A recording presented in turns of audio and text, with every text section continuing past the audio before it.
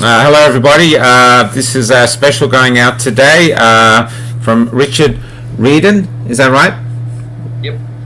Richard Riordan, the MP from Polwarth. And the reason we've got him on is there's been an incident at his, I believe, at your members, at your office, electoral office. And we'd just like to hear about it because I've been looking all over the news. I can't find anything about it anywhere. I just got called by one of your constituents who said, get him on, it's outrageous. So I thought we'd give the floor to you so you could have a chat. Okay. Well, look, nice to meet you, fellas, and thank you for the opportunity to have a chat about it.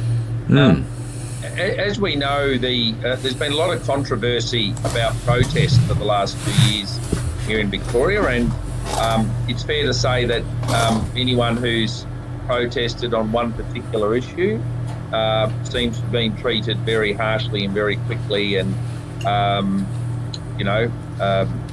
probably hours and hours. We've all seen probably hours and hours and hours of footage, and portrayed to the media as one or two sort of stray incidents among a sea of other quite peaceful people who are fed up with one thing or another that's happened here in Victoria. And I guess I was alarmed because you could call it a protest, but members of Parliament take delegations and deputations from a whole range of people on a whole range of issues. And as I've said to others talking to me about this, someday I can do everything in my office, from giving marriage counselling, business advice, talking to young school kids. You name the topic, there's almost nothing you don't deal with. So it's not at all unusual to have a group of people want to come and see you at once, whether it's about property developments, all sorts of things. Anyway, long and short of it is, the 15th, I think, is a Friday. The 15th of October was a Friday. It was at the end of the last sitting of Parliament. We've just finished a week now. And a group of my constituents came to see me because they were not happy about the impact of prolonged lockdown and the various mandates that kicked in. And some of those mandates, of course, we know have meant people will be without jobs. And during the course of that week, the Premier and the Health Minister had made it really clear that if you didn't follow their mandates, you were to expect no reprieve, and you were going to be well into next year. And then they've since followed up all of 2022 and what are we now, 2021, all of 2021 and all of 2022 at least with their laws, right? So these people were quite rightly upset about that, and particularly in a country electorate where you have farmers and artists and all sorts of people that perhaps work at home or alone, but they've still got to go shopping, they've still got to take their kids to school, they still want to attend funerals, they still want to be part of society. They want to live. They want to live. They've been told that they don't have that to look forward to the next 2 years or however long. And in light of the legislation that we just passed in the lower house, if Daniel Andrews keeps staying in charge, this will be a forever situation. So it's not a good look. So these people feels like he's trying to indefinitely suspend the democratic process, Richard.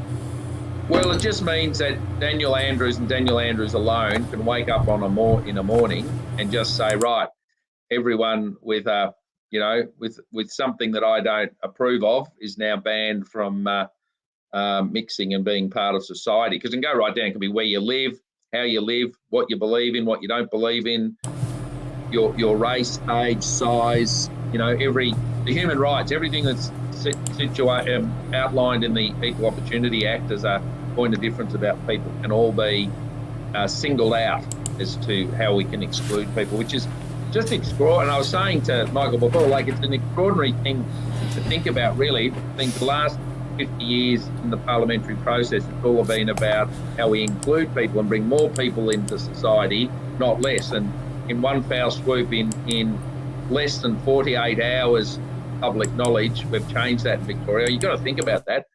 Think about that. With less than 48 hours knowledge here in Victoria, we saw it Wednesday around lunchtime, officially for the first time, and before 5 o'clock on Thursday, this has passed the Parliament here in Victoria, and that's an extraordinary thing. But anyway, getting back to our story, So what happened was these people came to my office and then the police turned up. Now, you know, I'm not having a go at any single police in my community. They generally do a good job. They were doing what they were told to do, and that's to go and break these people up that had turned up to my office. Now, you've got to remember that at that point in time, in country towns, things were getting back to normal. So my office is opposite an Aldi supermarket, a Bunnings hardware shop, a BWS liquor, a reject shop, you know, lots of big box retailers, all of which car parks were full, people were everywhere. And mine is an open office. I have delegations of people all the time. That is not unusual, and that's the really important bit. So the police turned up, respectfully asked the people to leave, and they did. As it turned out, a few hours later, on instruction from Melbourne, and we don't know who yet, we've got to find that out, my CCTV cameras were accessed and the people who attended my office were issued with $1,817 fines. Now, you've got to... Can I just stop you there? So they had facial recognition technology then? Well, they just looked at the CCTV. Everyone knows everybody, and you know, you and I have a mutual friend. It's a bit hard to hide, Michael. It's a bit hard to hide. Well, whoever dobbed you in the first place is probably a good place to start if you're trying to find out. Well, there's a couple of issues there because as the story progresses, it's happened twice, I suspect, and I've raised a number of issues with the Parliament, and I raised it in a debate, and it's on my Facebook page if people want to see what I said. But it's now on the public record, and it will progress because there'll be an inquiry into this, hopefully, by the Parliament, is that a Member of Parliament's office has been live viewed and actively monitored as to who's coming to it. Now, that's Nixon material. Oh, well, it's that and everything that people... It's conspiracy theory territory, and it's what people don't want to see in a Western democracy, because people go to members of Parliament's offices for all sorts of things. And I can tell you, right across the spectrum of politics, people turn up who do not want the people in power to know that they're at your office. They've turned up to give you documents. They've turned up to tell you something. They need to come to my office with the safe knowledge that they're not being spied on. So we now have about 20 people who've been issued with $1,800 fines for coming to talk to their Member of Parliament. Now, a couple of things on that. I don't disagree with having CCTV because things can go wrong at Members of Parliament's office, and I need the support of the police, or we need to track things down. But that is something that I'm a willing participant in. This has all happened without my knowledge, without my say-so, without my approval, and I certainly would never have approved it because these were good people with valid concerns that wanted to see their Member of Parliament. So then what happened, and this is sort of where the story almost gets worse. It's worse. It's worse from a democracy point of view. It's not necessarily worse for my constituents because they didn't get another fine or haven't yet. But they contacted me during the course of the following week and said, Richard, we're very upset, and I'll say there was probably some more colourful language used in that, but that's okay. I'd be pretty upset with it. Farmer community, and most people will flinch at a $2,000 fine. And I said, okay, yep, I've got a flat out week. I'm out in the community all day Saturday morning. I'll be back about midday. Pop down to my office around midday, give us a look at the fines, and I'll see what I can do for you. Well, I got back a bit later, about 12:30. By that time, there's probably about 15 people that turned up. Now, once again, on that Saturday, we're up to gatherings of 30, and absolutely everything's opening. In fact, the main street was fairly bustling. And the police all turned up again. Now, how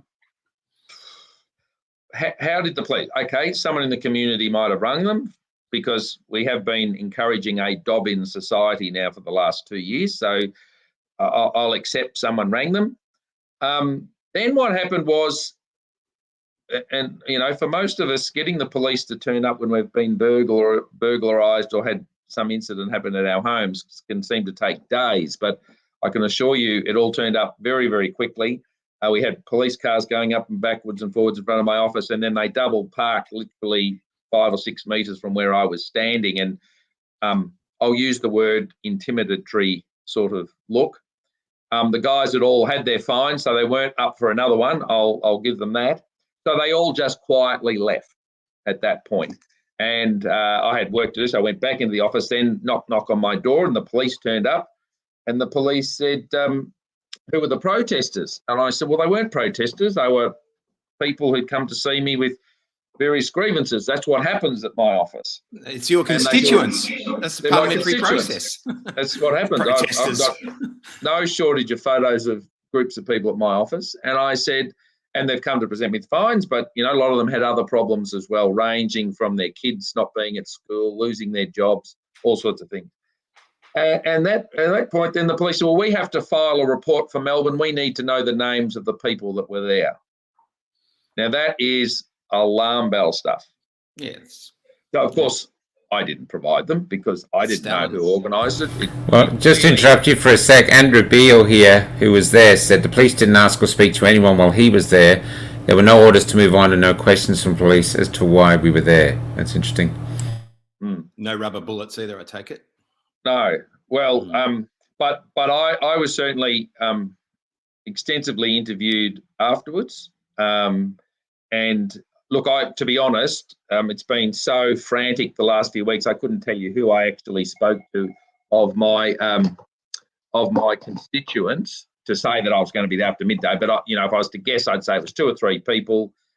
Clearly, 2 or 3 people told a couple more people, but that's okay. Richard, can I just say, do you think it's possible that Colac has become sort of like an epicenter of some sort of resistance? Because we had a doctor down there a couple of weeks beforehand who was given away exemptions for vaccine mandate. So do you think this would have been a bit of pressure on the police? Like, we don't want to see this happen in that town again. It's a small regional town, really. Yep. Do you think that might have played some factor in it? I would say so. I would say that's had something to do with it.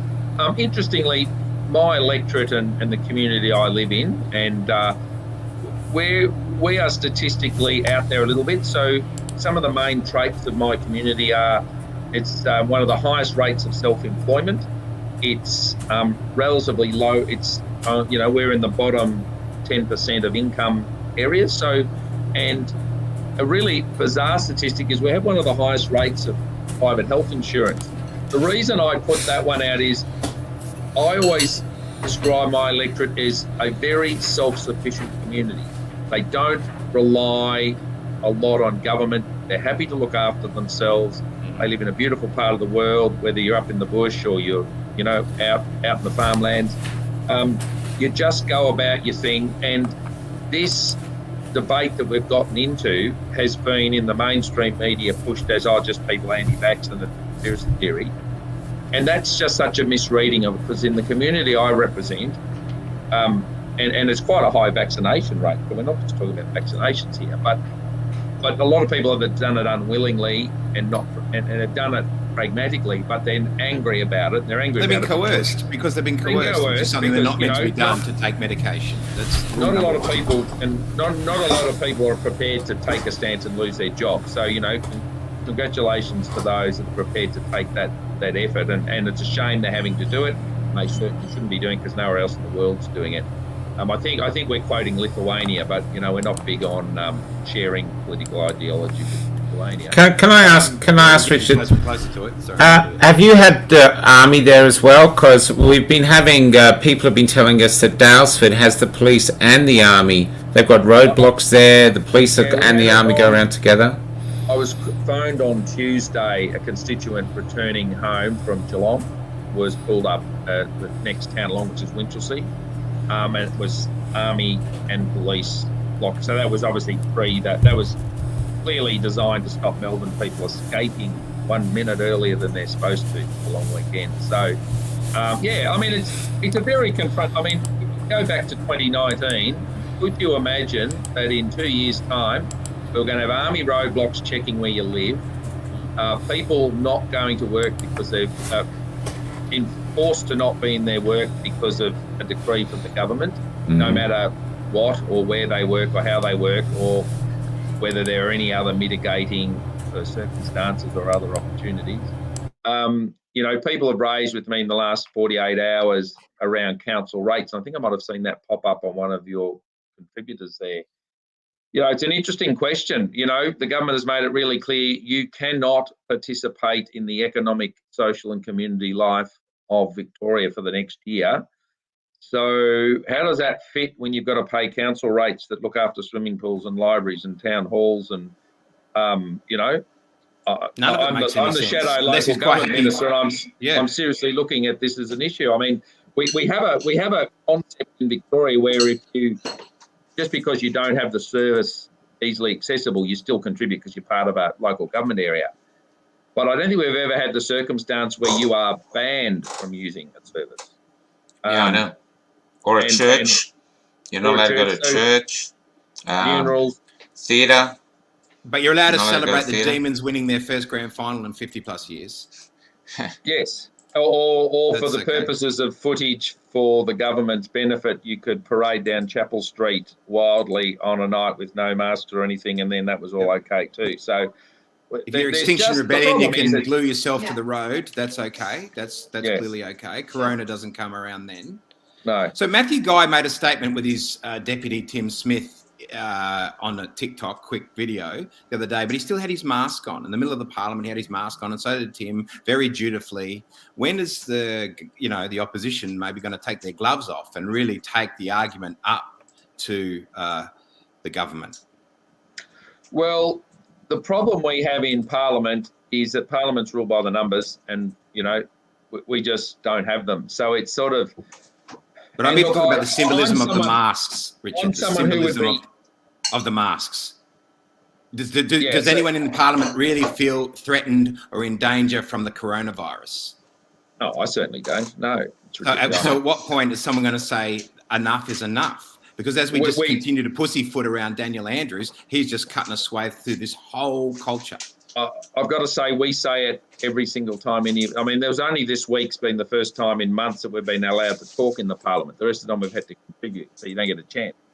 But everyone at every turn has been saying this, that when we get an opportunity, but you can't change it. The dilemma we have is that if you kick up, you know, if you break with the rules and traditions of the Parliament, you set a precedent that then you're all got to be happy to live with at another point in time. If you're in, like, it's not an easy decision to make. Now, David, the couple of the crossbenchers in the upper house, they've chosen to stand out, although I think even the prospect of any reform or improvement of this legislation in the upper house will probably see them have to suck it up and come back in. That's David and Tim. I welcome them back. We all welcome them back. 2 years, receive a fine of somewhere near $100,000 on the whim of the Premier. That's what I mean. Yeah. Maybe we should have stood up to him 6 months ago, and people are still edging around. They're playing a strategic game rather than a moral game of moral truth. Mm. Well, I was talking earlier in the lead up to this. You know, we haven't exactly been supported big time with the community. Like, the community has, Australians seem very supportive of rules, right? Yeah, I know. You know, it's my view. At least 70, I'd say high, 80% of people are happy to comply with rules, even though probably half of the 80% don't agree with them because they don't want to rock the boat. They don't want to get fined. Australians are intrinsically law-abiding, good people, right? What's that quote you use, Michael, all the time about Mark Twain? That's a good quote. You can.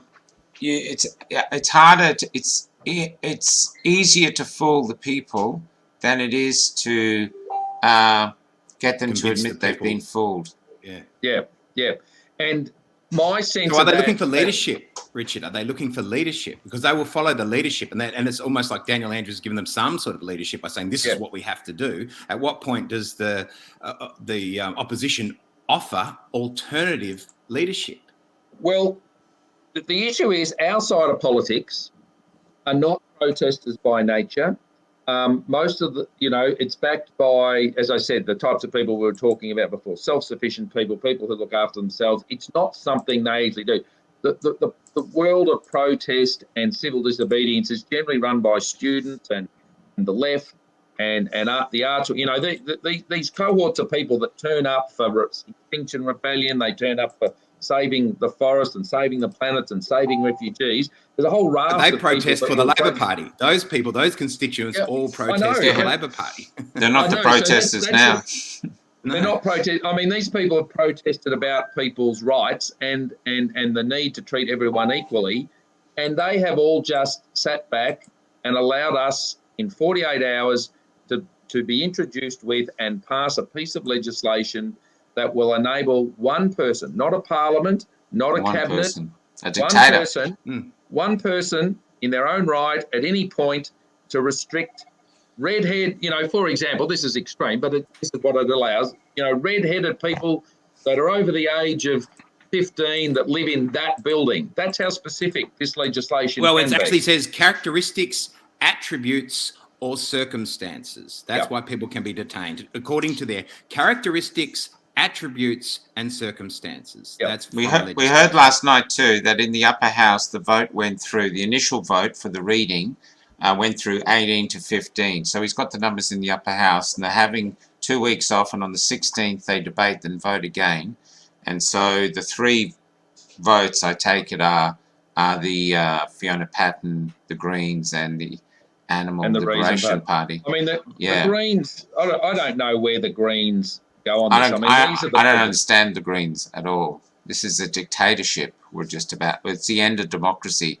Well, so I simply don't get the Greens at all. Rantham was setting it up for them. We've talked about this. I think she was setting it up for the ALP to introduce this legislation about a month ago when she started talking about the danger of right-wing extremism in Melbourne. And I think that was she was just paving the way for Daniel to come with this legislation. Then she can support it. She say, I've always said there was a real danger for right-wing extremism and this will stop it. And it'll be that law and order again. And we'll all lose your constituents turn up to your office and they walk away with $1,000 fine because someone's dropped them in. $2,000 fine. $10,000 fine. $2,000 fine. And once this legislation goes through, that can be a $90,000 fine. And we're just talking about or 2 years jail. They could be jailed. 2 years jail or a $90,000 fine. So, you know, what I've said to many people on this legislation, and this is why Richard, people, you know, I'm glad. Can I just say, Richard, we're going to be on the steps of Parliament tomorrow. We're going to be on the steps of Parliament at 12 p.m. Okay, 12 noon. It'll be great to see people like you and others there, because that will give it moral support. We won't be just considered as a ragtag bunch of protesters. We need some, you know, seriously middle-class people with something at stake on the steps of that Parliament. Otherwise, what's the point? Because we actually say now, we've been there all week, and Damien and I have been to most of the protests, and we were in the arts world before this, and we were very few artists around doing anything. We feel now, yesterday in the speeches, that we are on the edge of democracy. We're heading towards a cliff. Once we go over it with this bill in 2 weeks, that's it. For a period of time, we have a dictator. And by his actions to date, he's going to be a malevolent dictator. He's going to be a dangerous guy. Because we heard now, I read one, I think it was a Liberal politician, Bill Kelty, was it? I don't know, who actually was saying that the order to shoot on the protesters came from Dan Andrews' office. Which we always thought. Every single thing in this pandemic, and if anyone believes for a minute that those absolutely incoherent wafflings of the Chief Health Officer hadn't come from Andrew's office, you're dreaming, quite frankly. Yeah. I mean, how anyone with a scintilla of credibility in health can determine playgrounds were dangerous, but hundreds of people in the supermarket's perfectly safe. Bunnings was okay, but a little lady's boutique shop in the high streets, you know, going to rip coronavirus off. Your electoral office. Your electoral office was a super spreader event. Churches are dangerous. But it's a Bunnings is okay. I mean, churches it's totally are dangerous. politicized. It's totally about him wiping out any of his ideological opponents. Yeah, so it would be great to see some of your constituents bring their fines down to the steps of Parliament tomorrow, so we could all stand up and make the mockery of them that they deserve to be made of in front of the Victoria Police, because some of those police members, I believe, are starting to waver because they're wondering what it is they're actually supporting. And if we had honest country folk there as well, it would be magnificent for the community. Because in France and Italy, the numbers are huge. And here, I've got people because we've been streaming the stuff about the marches, and around the world they're going, why aren't Australians fighting? They don't understand our culture. Why we're just, because on the way to the march yesterday or to the protest, I was just looking at all these Australians sitting in cafes, just going about their day, going, do you really not understand the danger we're in? Am I mad, or do you really understand where we're heading? And yeah, I actually feel it's an extraordinary time, and there's so many people preparing to leave, trying to get passports to leave, not the state, the country. They want to go. They're that frightened, and so yeah. The French What's it? Parliament, get it? The Can French I ask, Parliament what's it complained like when in you were- Parliament? When you were on their Parliament. What's it like in Parliament with? It's true. Do you see any cracks in the Labor Party? I know I'm not asking you to mention anyone, but do you see any cracks, or are they all for Dan, thinking he's terrific? No, Dan's, you're either for him or against him, right? Don't worry, there are plenty of people in his team that aren't very happy, and in fact, talking to a couple of them, on the side, there are, as I said at the start, I've barely not been at my office or had a presence for 2 years, non-stop, because it's just been inundated with problems. I was talking to a couple of Labor guys, haven't been to their offices for months. They're too scared. They're not going out in public with their families. They are genuinely behind the 8 ball. And one made the comment to me, they said, oh, Riordan, you get up in Parliament, you go on about how the government refuses to answer your letters and doesn't talk to you and won't fix problems. He said, don't worry, it doesn't do it for us either. And I did a speech a couple of weeks back where I referred to the Labor electorate refugees that are flooding offices like mine and other hard-working Liberal members who actually still are attempting to respond to all the correspondence and do stuff. But, at the end of the day, if people don't like what's going on and the way they've been treated and the way that the Labor Party is just ignoring them, they have to, they've just got to make it known. You've got to get out there and make it known. Now, just in terms of your gathering, and I touched on this before, the problem I have as an elected member of Parliament is that first and foremost, I've got to respect the law. I don't have to like the law, but I've got to respect it. Now, they've still got 30 people. Is it 30 people capped? It's still 30 people capped until November, isn't it? That's the problem. Now, we can be creative about how we try and work around that. But, that's one of the problems we have is you can't sort of profess to be an elected lawmaker and then actively break laws. But Catherine Cumming was there. She was there making a speech at the front of the Parliament yesterday. Yeah, she did. Well, I did actually go and had a chat to quite a few. There was the big sign along the top of Burke Street there. And when tyranny becomes law, rebellion becomes duty. Yeah, there was another part. I don't know who it was. When tyranny becomes law, rebellion becomes duty. That's Thomas Jefferson, a founding father of Western democracies. And Martin Luther King said you've got a moral obligation to stand up against unjust laws. And I think what we're finding is a lot of the what sound like cliches and quotes that we've grown up with, but we've never had to really use them. Now they're ours. They are our quotes. This is it really is. That's why we try not to be violent at the protests. I know we get seen as violence, but I haven't seen much violence except at Flinders Street where the first shooting went on.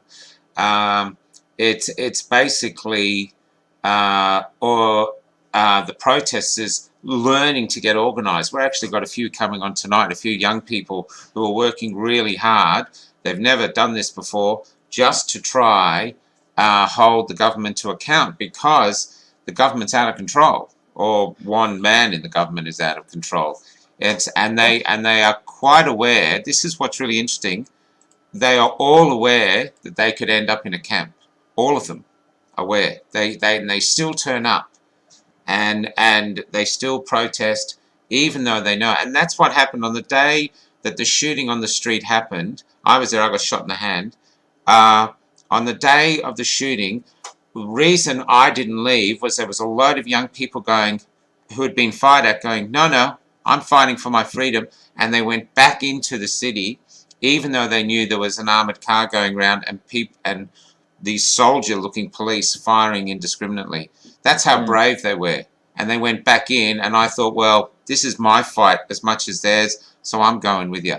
And this is how we ended up at the shrine. We ended up at the shrine not because we thought to go there. We ended up at the shrine because the police blocked every other way, and that was basically directed there, and then everything from there happened. They had an armoured tank on the street shooting rubber bullets. Yeah, but it was, yeah. It's quite bizarre. A bearcat. Bizarre is one word for it. But we've got, is it 5,000 people allowed at the concert? When's the concert, this Saturday or next? I know. Yeah, I think it's next. Yeah, there is one on Sunday. I think it's for the unwashed, but there's 10,000 allowed at the Melbourne Cup. Yeah. And they'll all be masks off because they'll be drinking. The tennis players, eating food, getting drunk, slobbering all over each other like they do. I've been to the Melbourne Cup a couple of times when I had a reasonably successful acting career. That's what happens at those events. You telling me that's not going to happen this time because there's a virus? No. Yeah, and the tennis players are allowed in unvaccinated now. One of the clear warning signs of Samo says Andrews has ruled that out. He's not. Oh, has he? Oh, okay. I haven't kept up. But one of the warning signs of a totalitarianistic system is having to live with hypocrisy, and that's what we face on a daily basis now. Crazy stuff from you're allowed on a surfboard, but you're not allowed to swim. Yeah. Did you see the tweeting that many of my colleagues did late yesterday with the voting? So the picture behind you there with the chamber. So that chamber seated in that thing, you could fit, I don't know, 100. There's 88 official ones, but there's a heap of empty seats, so it fits probably 120. Then there's galleries at the top and the bottom all the way around it. You'd probably get easy 300 people in there, but we're only allowed 20 something because the wicked virus is going to intelligently seep through it and kill us all. So what we do is we to do the votes at the end of the week, we all stand in Queen's Hall, which is the room next door to that, and we tweeted out all these photos of the Labor Party people all congregating around, all on top of each other, right? Which is fine. That's how people would stand around in a hall waiting. But the point was, we go to this complete charade of voting with and limited speeches and all this hoo-ha in the Parliament, and then we all stand for an hour in the room next door on top of each other, waiting to go through in a COVID-safe way into that room. I mean, the hypocrisy is just... My perfect point. Yeah, my perfect point. Same when you get on an aeroplane. You've got to be 1.5 metres apart in the waiting room, and then when you get on the plane, it's fine. You're a little sardines, and then you can take your mask off when you start eating. All squashed in. Makes no sense. It's insanity. Do you think Queen's Hall is appropriately titled now, Richard, or do you think maybe it should be called Bunnings Hall or Coles Hall? Well, we call it. Yeah, I guess we could call it the Super. We could call it Melbourne Cup Hall, couldn't we? Because evidently it's going to be safe. Like 10,000 people there. But look, the message I like to get out to people about what's happened in Victoria now is often when we have controversial legislation, there's a lot of what ifs. What if this happens? What if that happens? And people who are supporting the bill will say, oh, you're scaremongering. And the Labor Party's been big this week. Oh, you're all scaremongering. There is not a Victorian who does not know what the consequences of this bill are. And what they've got to understand is the consequences of this bill are endless. And it's not, at least before, there was a sign that the Parliament had some control over it. There is not anymore. It is just one man decides everything. And we know what that means to people who've had loved ones in nursing homes, dying family members in hospitals that can't visit them. I mean, I don't know about you guys, but I've got three school age, university age kids. You know, they've just had the last 2 years trashed of their life. Yeah, when all the evidence has been, you know, if you could all go to the supermarket. I've got a kid in her bedroom right now. She wakes up at 3:30 in the afternoon. She's been waking up at 3:30 in the afternoon for quite some time because it didn't suit her to be on Zoom classes all the time. It didn't suit her as a student at all. And now she's not allowed to do her hairdressing apprenticeship. She's not allowed to do it. She's lost a job at McDonald's. For her health. At McDonald's. For our health. At McDonald's. Can you imagine what will happen if one day I go up there and she's not well because of this?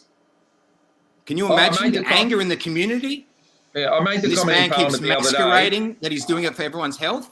He's got one metric to measure, one metric, and let's face it, there's just slightly over 800 people have allegedly died of this disease. Mm. Let's put a focus somewhere else for a minute. The point I made the other day was that I don't know where the teachers have been, the teacher unions and responsible educators and all these people that say they care about kids. Oh, the unions are the choir for the government. But for 2 years, it's the medical advice has been it's okay for your kid to stay locked up at home and in their bedroom most of the time. And I really feel sorry for people that didn't have much space at home. That's okay. Then when 4 o'clock comes, that same kid can go and work at McDonald's and Hungry Jack's and go and stack shelves at the supermarket, and that's safe. Hundreds of random people they've never seen before all over them. And then schools, the biggest half-emptiest public buildings that the state taxpayer owns, we were incapable and totally unable to provide some sort of learning environment that was more safe than them all traipsing off to McDonald's and supermarkets and all the other spots people were still allowed to go to. I mean, it's just insanity. And as you said, when you become tyrannical and you become focused on controlling people and not focused on truth or fact or common sense, then that's the sort of ridiculousness that you have. And, you know, some of our best friends are school teachers, right? We all know one or two. And I've had some robust conversations like, where have you lot been? You know, you protest about funding for schools, you protest about, you go on strike about your own paying conditions. And mind you, I respect teachers. I wouldn't be one myself, but they haven't missed a day's pay. They've been at home. It's been very cruisy.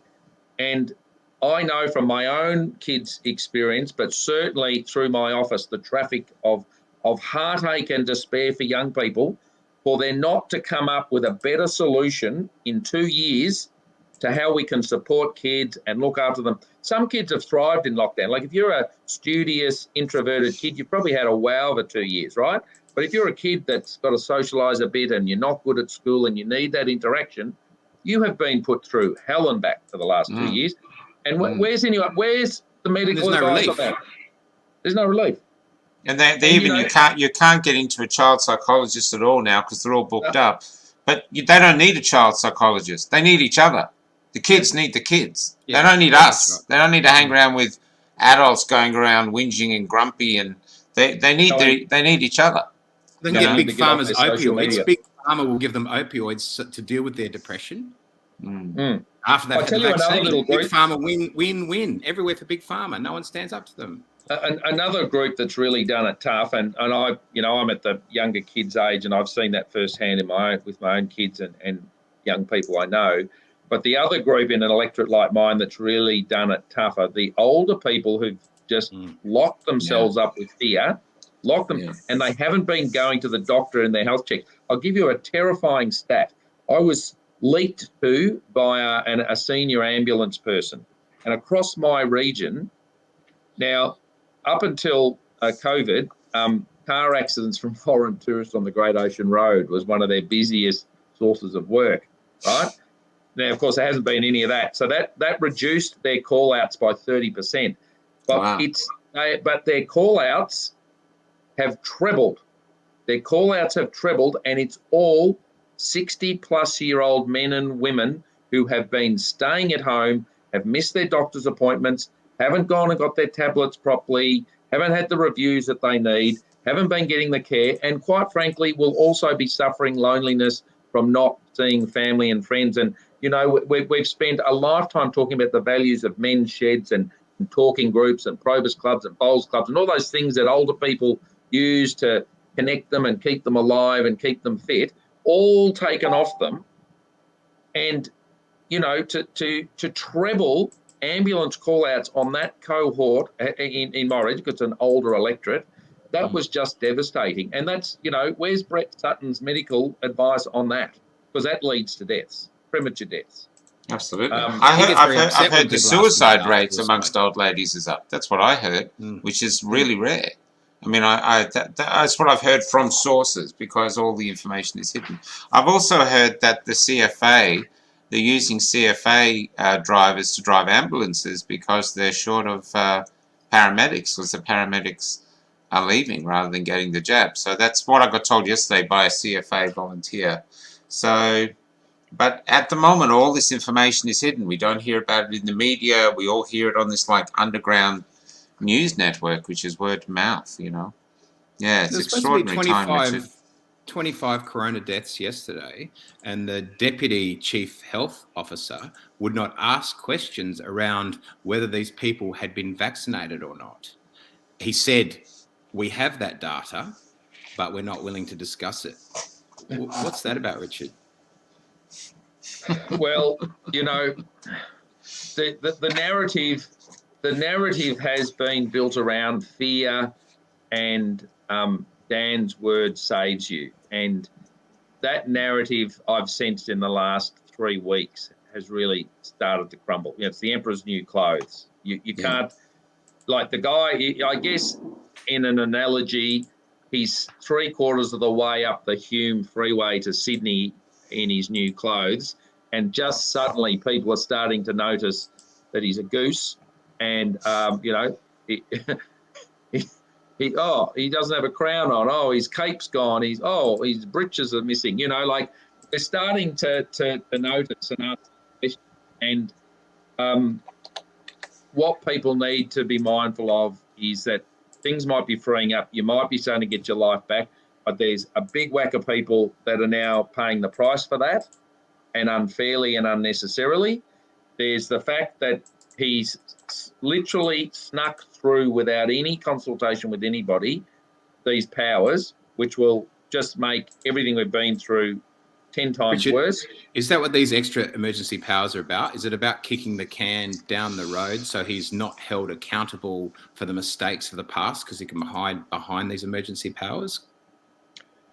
Do you know what? No one on our side's been able to figure out what the hell he's up to with them, to be honest. I mean, we know the consequences of it, but the need for it, the logic of it, you know, there's a lot of Westminster democracies around the world. Like, no one else is lining up to bring this legislation through. No. I said, you know, since Charles I got his head chopped off back in 1650 or whatever it was, you know, the thought of one person telling everybody what to do in our system has not gone down so well. And here he is, you know, 500 years later, bringing in the same sort of powers to himself, and it just doesn't make sense. Doesn't make sense. And it's not like, what's the problem he's solving? There's this lie that keeps being told that we have to have these powers as the only way we can quarantine people. That is a nonsense. The Public Health and Wellbeing Act clearly says that a chief health officer can order the quarantining of people for public health benefit. I was on the COVID inquiry at the Parliament, ran a couple of them. It was really clear. There is no dispute about that. What it doesn't allow you to do is these big blanket curfews and lockdowns and all these other powers that are thrown in. And quite frankly, those powers are so extreme. And our view was that the most a Parliament could approve it for would be 30 days at a time, and it has to be with a special majority in the Parliament. That's how special those powers are. That's how special our side of politics considers. So, Richard, could I ask, what are the chances then of the Parliament stopping them? Obviously, clearly in the upper house, you can't win on the numbers in the lower house. The Labor dominate down there. So what are the chances in the upper houses? Because it's pretty close. On the first reading, it's basically 18-17. You need one vote. 18-15. To switch. Well, when the two Liberal Democrats come in, which I believe they will, if they come in. 17. Yeah, so there's those the three musketeers. I mean, you know, well, out of the three musketeers, every single person that voted for animal justice because they wanted to make sure there weren't puppy farms, you know, from my point of view, I'm glad there's not puppy farms anymore, but tell you what, we're paying a big price for no puppy farms. You know, well, the dog groomers stayed open, so to keep make sure your hair got cut, you could think that's. I wish I'd known that earlier. I could have gone in. And Monica Smith put out a video that's going viral, and we're going to share it too, saying, she says, forget those crossbenchers. She goes, forget them. She's saying she wants to people to appeal to the Labor politicians in the upper house and try to get a few of them to cross the floor. What are the chances of that, do you think? if it was us in government, that strategy could possibly work, because our party has a tradition of, we have a party line and we're supposed to follow it, but we actually have an unwritten tradition that, you know, if you discuss with the leader and you make your position clear in the party room, you know, people cross the floor.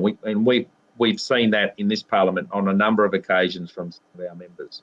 And in fact, Neil Angus, who's the member for Forest Hill, as you know, is sitting out of the parliament. Our side of politics respects ultimately that decision. It's a big decision to make, but respect it.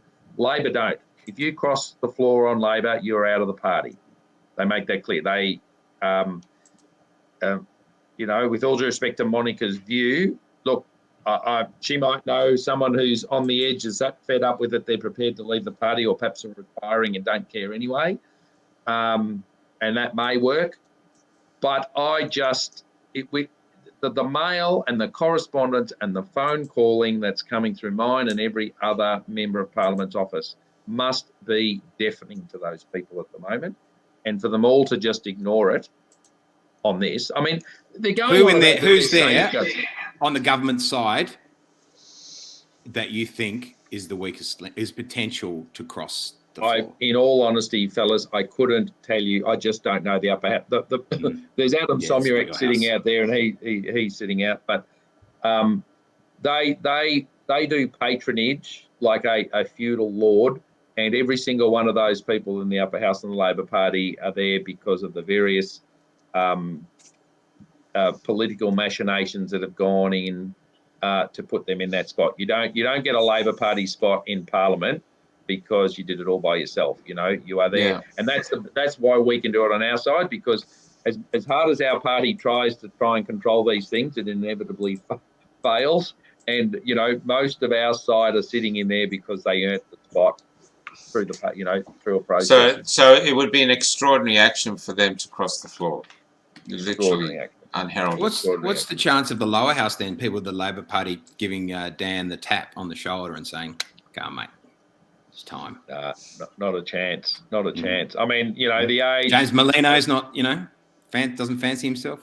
Well, you might notice that I think. Well, this is a conversation we've all had too. I tell you, is that when his lordship slipped and fell recently, and we had Emperor James for a little while.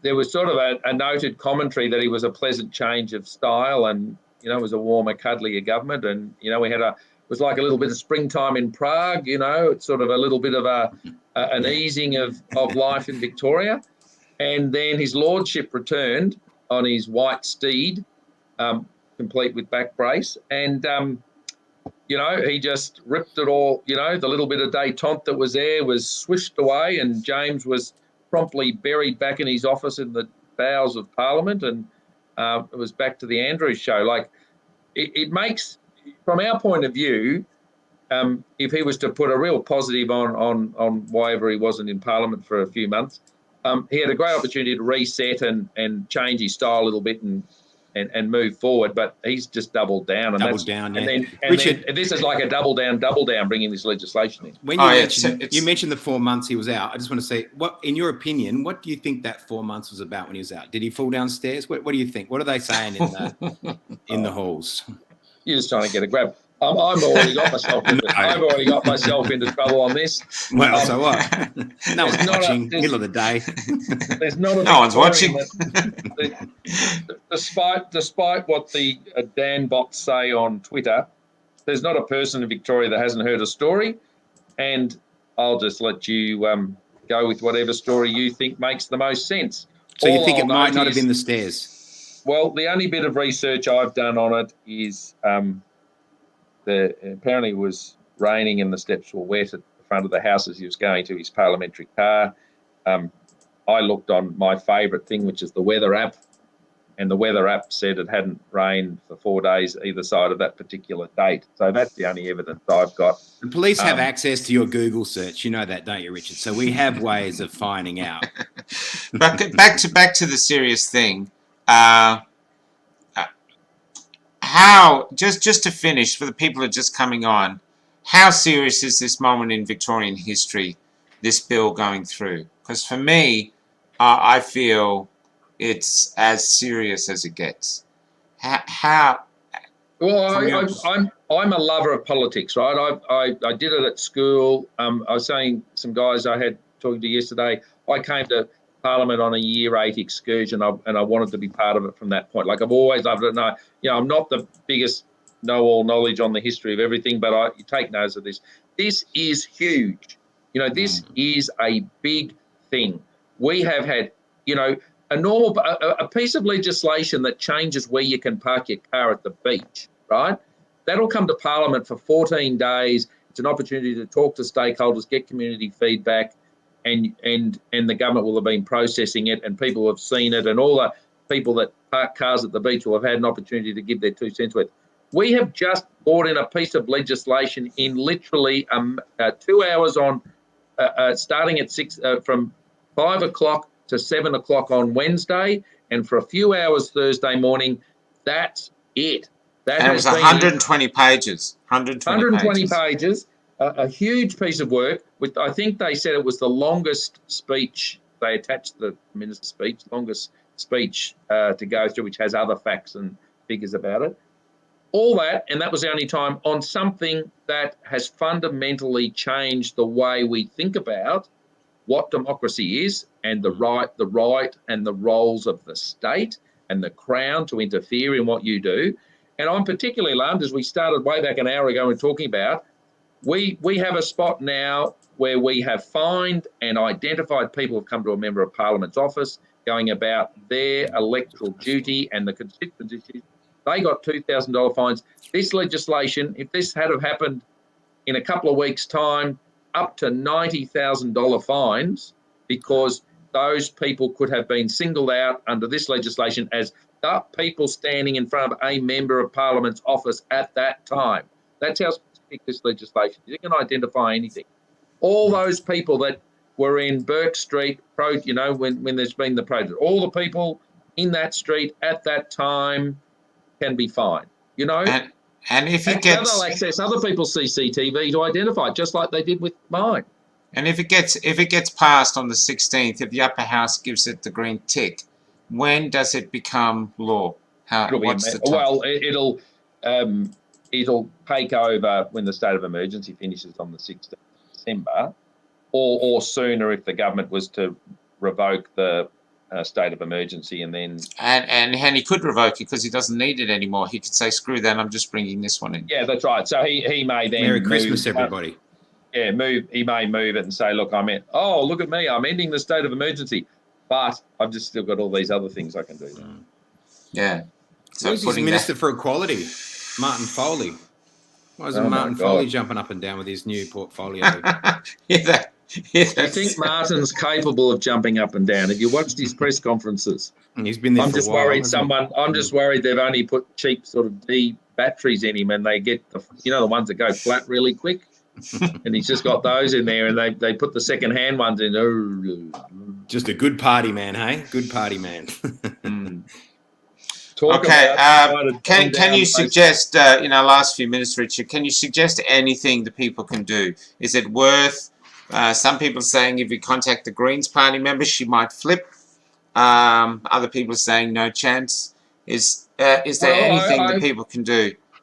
Yeah, look, to me, the Greens should have been the weakest link in this. I mean, the Greens, to my mind, would have to be looking at Meg Lees and the GST all those years ago when they basically... the Democrats, when the Democrats essentially brought their party to an end by just siding with something that was out of step with the community. And I look at this and think, perhaps some of our mutual friends that were involved in the Colac incident probably have voted Green in the past. Yeah. And, I'd be saying those people, this is so important to them that they'll be happy to try other people's policies on certain things. But the Greens have just sold out everything they say. You can't sit and say you're campaigning for the disadvantaged, and you're campaigning for the refugees, and you're campaigning for all these social things. But we're going to absolutely 100% support a piece of legislation that says this government can just identify anybody. They can pick. And just remember, this legislation is designed you know, with the Flemington Towers lockdown, the government got in trouble because they didn't do that properly with the state of emergency. This legislation's written so they can do that again. You know, right? this is just identity. Yeah, just lock groups and people down. So then give them I'm just non-halal not food. sure. I'm just not sure how they're going to justify this to their membership. And so, you know, if I was in the committee, the Greens to me really should be the weakest link, because they are an organised. I mean, the Reason Party's a made-up one, and the Animal Justice Man's a made-up party. The Greens want to be mainstream, and they're just selling out a heap of their core constituents, and they're selling out on what they say is so important. They'll never be able to stand up again and bang on about some of the stuff they go on about. So that's Samantha Ratnam, isn't it? Samantha Ratnam in the upper house. Yep. Her office but is in the Sydney three Road lower in house Coburg. Sydney Road, Coburg. Samantha Ratnam. Yep. And the 3 lower house ones, they voted with Labor as well. Yeah. Oh, well, they'll be a part. They're a legit party. So there's 3 of them in the lower house, and they will caucus and they will sit and chat about what they're going to agree. So it's all 4 of them have come to this position, and quite frankly, every single person that has a problem with this legislation, who's going to lose their job, who's not going to be able to attend a funeral, there are people being denied access to hospitals now. I've had 2. Yeah, we've had 2 on the show. We've had 2 on the show. Every single person that they're facing their mortality, Richard. They're facing their mortality. The 2 people we had on the show. Yeah. Yep. So every single person that experiences those things, every person whose kids are disadvantaged and suffering from the lockdowns, they've got the Greens to thank for this, because the Greens hadn't sided up to this, signed up holus bolus without question, a lot of this wouldn't have happened. We could have. The big thing we wanted when all this first started was it's got to come back to Parliament once a month. Yeah. And the government's got to explain to the Parliament why it's a good idea to continue. And these stupid anomalies we've had, we could have dealt with. Yeah. But no, they didn't. They just kept backing them. I'm glad you're seeing your constituents, Richard, because I certainly know I've tried to get in touch with my local member. I've even written her a letter, and I've been talking to the person that mans her office for basically 18 months, Lizzie Blandthorne, and member for Pascoe Vale. She doesn't need to bother with constituents anymore. She's got bigger things to do, I guess, which seems extraordinary to me. But anyway, Lizzie, the invitation's still there. I'd love to be able to come to your office. The other big question when we get to the other big question voters might ask when we get to the next election is, where their local member lives, because the big majority of Labor members live up to 40 k's from their electorate, which is extraordinary. Like you would not get away with that. Dan? Isn't he in Brighton or Toorak or something? Isn't Dan? Oh yeah, well you've got a whole bunch of them that are supposed to be representing the average person living in Brightons and Elders and South Yarras and whatever. So you've got that issue. That's the first question I'd be asking them. And the second question I'd be asking them is, for how many days did they keep their office closed during the pandemic? Because I didn't shut mine, not once. And we're there on, just about most weekends. I spent some time in there. The level of work and support that our communities have needed, whether it's not getting your business support funds, trying to get your kids onto we had disability bus services to the schools stopping and all sorts of crazy stuff that's just bureaucratic and unnecessary. And I just can't for a moment imagine how anyone ran representing their community with their offices shut. We're paying for the long march through the institutions. Can we just finish on this question? And I'll extend it. This is Manji Hine. If we're taking it away to Mickleham, what will you do, MP? But what do you think the community will do? Because this is a real question, whether the community will just stay silent as people are taken away there. Because we went to see it, and there's 500 going to be 500 can be fit into it in November, 1,000 by March, 2,000 by next November. So it's a big place, and this is a serious question. Well, I think they will be prepared to cart people off there, because one of the problems they've got now is that they don't actually have any mechanism to. So, for example, in my electorate, there was a local motel used for quarantine people, and the overwhelming majority of people there happily to go there. It might have been someone who was working in a workplace and didn't want to go back to their family, so they could go there, right? So that was fine. But there were also people, let's say slightly more problematic, who wouldn't test or weren't prepared to comply, and so they didn't have anywhere to put them. So this is exactly what Micklem will get used for. It'll become the jail you have when you don't send people to jail. God forbid you turn up on the steps of Parliament tomorrow. The jail you bid when you don't wrong. send people to jail. And in this legislation, he can do that for 2 years over people that have, what's the word, Damien? Attributes? Yes, attributes, characteristics and attributes. Yes, and if at some point in the future it was determined that you shouldn't have been there, the government can't be found in error. Sounds a bit like the vaccine. Something goes wrong. Yep. So if you spent 2 years of your life there and it's found that liberty taken from you, liberty's taken from you, family destroyed, everything destroyed, and it's found out you weren't meant to be there, the government can't be held to account. That's in the bill. That Labor's passing, Fiona Patton's passing. Fiona is saying it's a very conservative, very so that's what's going on. That's what the Greens are passing. I just call one thing lie that Fiona and the Greens are saying, right? They're saying, but the government has to, an independent panel that Daniel Andrews appointed himself, independent panel that he appointed himself, has to report within 14 days of him deciding to lock everybody up. But there are no consequences if the report's not tabled. So, and he's allowed to ignore it.